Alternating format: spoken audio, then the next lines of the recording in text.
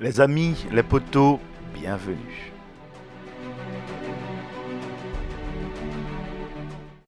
Alors, on a un marché qui fait peur, on a l'impression que c'est la fin du monde, on a l'impression que la crypto ne se relèvera jamais, mais croyez-moi, c'est arrivé très souvent et ça arrivera encore.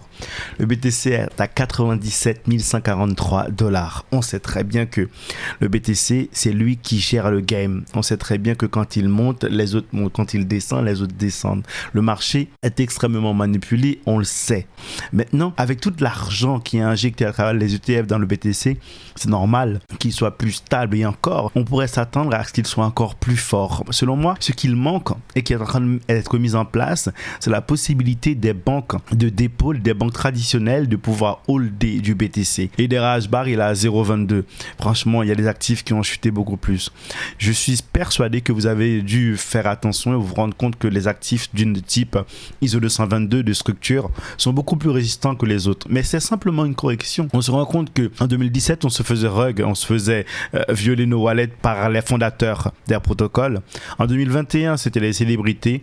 Et aujourd'hui, ce sont les présidents qui nous ruguent, qui lancent des jetons, qui se font des milliards de dollars en quelques heures. Et ensuite, ils disent « Oh, je ne l'ai pas promu, je l'ai juste partagé. » Alors, ce qu'il faut comprendre aussi, il faut que ce soit clair dans vos têtes.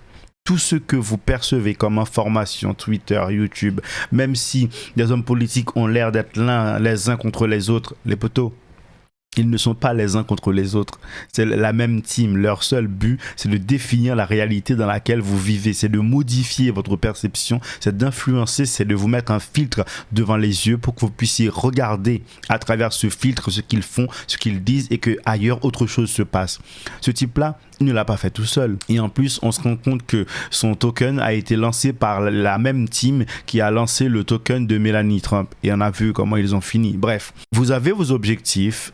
Lisez les informations, souvenez-vous que la peur, souvenez-vous que le stress, ce sont des armes qu'ils utilisent pour influencer votre perception du monde.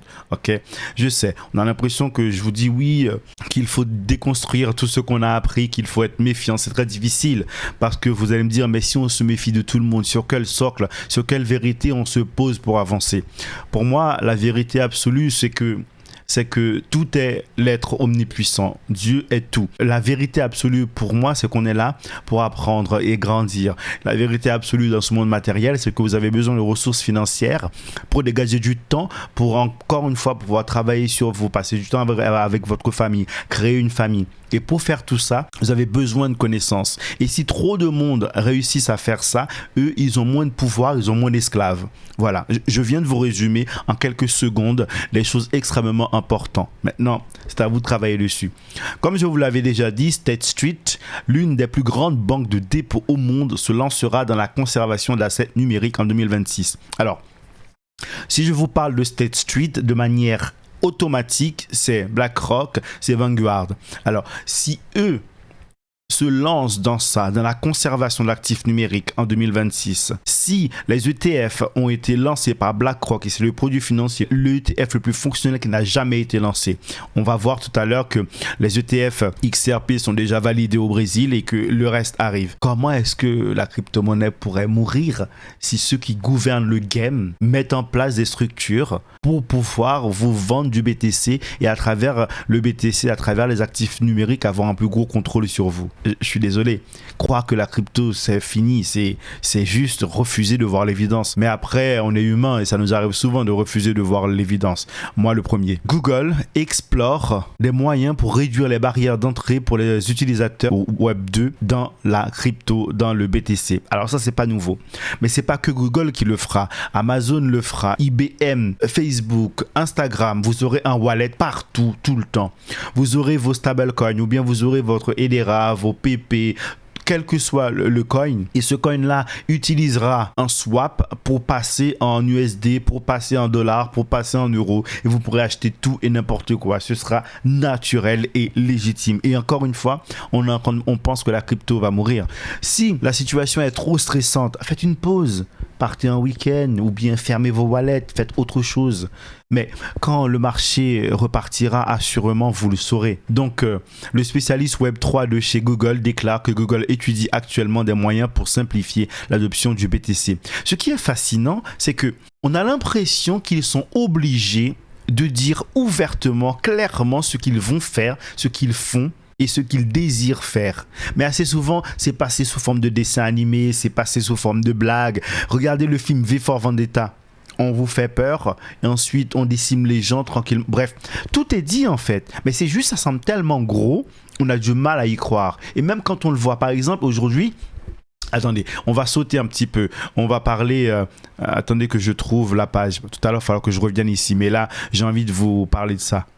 Voilà, on nous parle aujourd'hui de la guerre en Ukraine, cesser le feu. On nous dit que Trump va faire un accord très intéressant avec la Russie. Il y aura un cessez-le-feu, il y aura de nouvelles élections présidentielles en Ukraine, il y aura une signature d'un accord de paix. On nous dit que le président Zelensky... Mais les potos, on a oublié que Zelensky, c'est un acteur qui a joué un rôle au cinéma de président. Aujourd'hui, on l'a mis en place. Qui l'a mis en place ? Ce sont les Américains qui l'ont mis en place, Zelensky. Et c'est pas Zelensky qui décide de quoi que ce soit. Que je vois des publications, le président Zelensky a dit, le président Macron a dit, les mecs, je vous rappelle encore une fois que notre président travaillait pour une banque, c'est un employé. Donc il y a toujours des gens qui sont au-delà, ce sont ces gens-là qui décident. Donc quand on nous dit, il a décidé ci, il a décidé ça, il pense ci, mais il pense rien du tout, lui. Ok, donc c'est une pièce de théâtre et vous devez connaître les règles pour pouvoir vous en sortir. Et que si le marché dump comme ça, vous mettez à paniquer, non, ça va mal se passer pour vous. Ça va mal se passer. Donc là, on dit, Donald Trump partage sur son réseau un article CoinDesk sur Ripple. Écoutez, Ripple, c'est une société américaine. On a vu qu'il y avait pas mal de photos de Brad Kagnaus avec la famille de Trump, avec Trump lui-même. Donc le truc, il est là. Le shift est là, les choses sont en train de se mettre en place, il faut juste un peu de patience. La SEC a partagé le fait que l'ETF Spot XRP est en cours et qu'il a été demandé par WisdomTree. Écoutez, c'est pas fini encore. Breaking, HDEX a reçu l'approval pour le premier XRP ETF Spot au Brésil. Les choses avancent, on aurait rêvé de ça, un ETF XRP. Vous avez bien vu l'ETF Ethereum, l'argent que ça a balancé sur l'Ether. Le BTC, on n'en parle même pas. Je pense que Solana arrivera. On aura de plus en plus d'ETF. Bon, le BTC range, la demande zone et la supply. Bref, le BTC est en train de rancher. Pendant ce temps, pendant qu'on panique, on se rend compte qu'en 2013, 2017, 2021, c'était la même chose. C'était la même chose. Même s'il descend un peu plus bas, c'était la même chose. 2025, on aura notre montée. Comme durant le bear market où l'Ether était à 900, on pensait non, mais il va jamais se relever, c'est foutu, il va aller à 300 balles. J'avais même des abonnés qui me disent non, je vais l'attendre à 500, je vais l'attendre à 300. C'est important de préserver son esprit, c'est important de se calmer, mais quand même nous avons les informations. Nous voyons ce qu'il se passe derrière le rideau. Nous avons Metaplanet qui a acheté 68 BTC pour 6,6 millions de dollars. Maintenant, ils détiennent 0,01%. Metaplanet, vous avez vu à quel point les Américains dominent le game sur le BTC? La seule sortie que je vois, c'est de observer tout ça, c'est de comprendre ce qui est en train d'être mis en place et avoir assez de ressources pour pouvoir être un nomade de luxe, comme ils disent. Regardez ça, c'est pas magnifique? Blague à part, les impôts sont faits pour que vous restiez pauvre. Ils n'ont pas besoin de votre argent, ils l'impriment. C'est fou quand même. J'espère que vous ne me trouvez pas très négatif ce matin, mais je ne me trouve pas négatif, mais je voulais vraiment dire les choses comme je les pensais, comme je le vois et ce qui me motive. En tout cas, je suis certain que nous sommes encore une fois à l'aube d'une montée assez impressionnante et je suis encore persuadé que cette correction est simplement une correction. Écoutez, les potos, ce qu'il faut se souvenir aussi, c'est que vous savez, parfois je vous parle de Pengu, je vous parle de PP, d'XRP et des rats, mais c'est pas parce que il se passe 2 ou 3 jours ou peut-être une semaine que je vous ai pas parlé d'un protocole que j'ai tourné ma veste et qu'il n'existe plus.